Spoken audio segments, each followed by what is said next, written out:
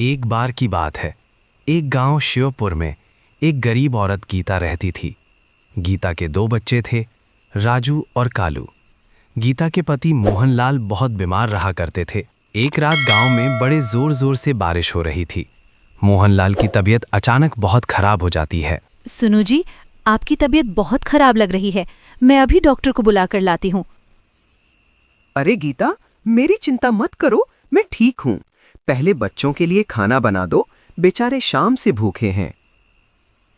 मोहनलाल की बात सुनकर गीता बच्चों के लिए रोटी बनाने लग जाती है, लेकिन थोड़ी ही देर में मोहनलाल की हालत और बिगड़ने लगती है।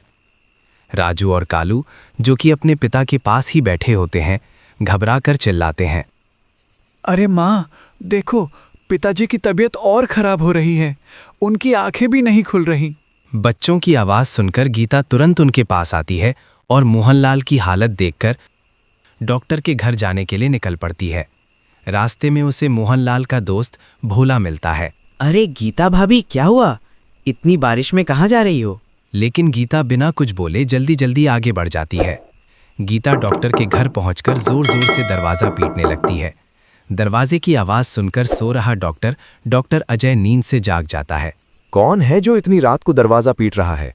इन गांव वालों को बिल्कुल भी समझ नहीं है। अजय, जरूर कोई बीमार होगा, चलो देख लेते हैं। दोनों दरवाज़ा खोलते हैं। सामने गीता खड़ी होती है। डॉक्टर साहब, जल्दी चलिए, मेरे पति की तबीयत बहुत खराब है।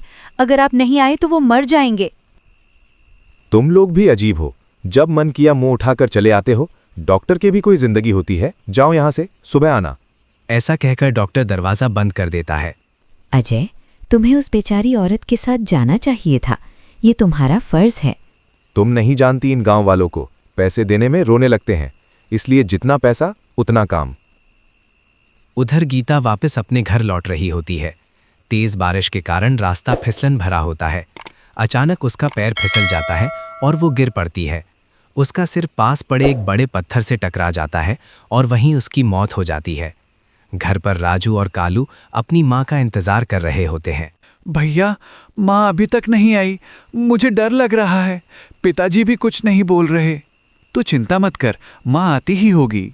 लेकिन ज्यादा तबीयत खराब होने के कारण मोहनलाल की भी वहीं मौत हो जाती है। उधर गीता मरने के बाद चुड़ैल बन जाती है, लेकिन उसे कोई देख नहीं पाता। वो अपने घर के अंदर जाती है, जहां उसके दोनों बच्चे रो रहे होते हैं।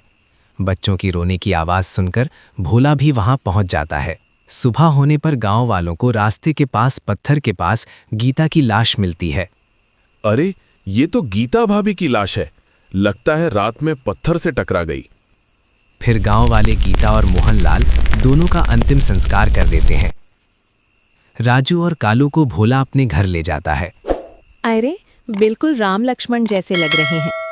अब से तुम मुझे अपनी माँ समझना। दूसरी तरफ गीता की मौत की खबर डॉक्टर अजय के घर भी पहुंच जाती है। देखा, अगर तुम उस रात उसके साथ चले गए होते तो वो आज जिंदा होती। रीमा, जिंदगी में पैसा बहुत जरूरी होता है।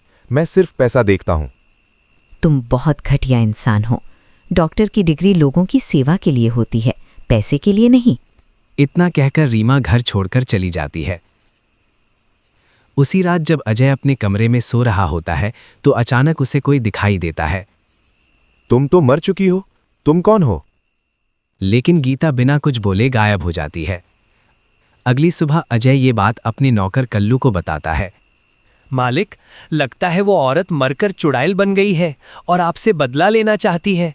किसी तांत्रिक को बुला लेते हैं। हम डॉक्टर हैं, भूत प्रेत में विश्वास नहीं करते। लेकिन उसी रात अचानक कोई उसे जमीन पर पटक देता है। तभी वहां चुड़ैल आ जाती है।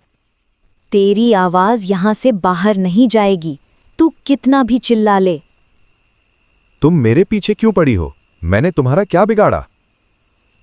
पैसों के लालच में तुम मेरे साथ नहीं आए, जिसकी वजह से मेरी और मेरे पति की मौत हो गई। फिर वो वहां से गायब हो जाती है। अगले दिन कल्लू एक तांत्रिक को लेकर आता है। मेरे रहते वो चुड़ैल तेरा कुछ नहीं बिगाड़ सकती। रात होते ही चुड़ैल फिर आ जाती है। तू यहां से चला जा तांत्रिक, नहीं तो मारा जाएगा। लेकिन तांत्रिक अपनी शक्तियों से उसे बांध देता है। ये देखकर अजय डरकर वहां से भाग जाता है। चुड़ैल गुस्से में तांत्रिक के बंधन तोड़ देती है और उसे मार डालती है। फिर अजय को पकड़ लेती है। कहाँ भाग रहा है डॉक्टर? अभी मेरा बदला बाकी है। तभी वहां राजू और कालू अपने चाचा भोला के साथ पहुंच जाते हैं। माँ, इन्हें छोड़ दो। अगर ये मर गए तो गांव वालों का इलाज कौन करेगा? बच्चों की बात सुनकर चुड़ैल शांत हो जाती है। तुम दोनों ने मेरी आंखें खोल दी। अगर इसने दोबारा गलत काम किया तो मैं वापस आऊंगी। इतना कहकर वो गायब हो जाती है। उसके बाद अजय को अपनी गलती का एहसास हो जाता है और वो राजू और कालू को गोद ले लेता है।